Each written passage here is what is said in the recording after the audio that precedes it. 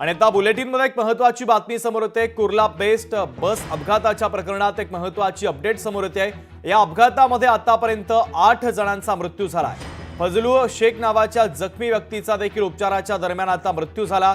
फजलू शेखवर सायन रुग्णालयामध्ये उपचार सुरू होते, मात्र त्याचा आता उपचारादरम्यान मृत्यू झालेला आहे। तर अपघातामधील आतापर्यंत मृत्यूंची संख्या 8 वर पोहोचलेली आहे। फजलू शेख नावाच्या जखमी व्यक्तीचा देखील आज मृत्यू झाला।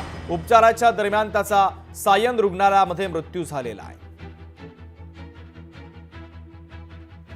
तर महत्त्वाची बातमी, कुर्ला बेस्ट बस अपघाताच्या प्रकरणामध्ये आता मृत्यूंची संख्या 8 वर पोहोचलेली आहे। फजलू शेख नावाच्या जखमी व्यक्तीचा सायन हॉस्पिटलमध्ये आज मृत्यू झाला आहे।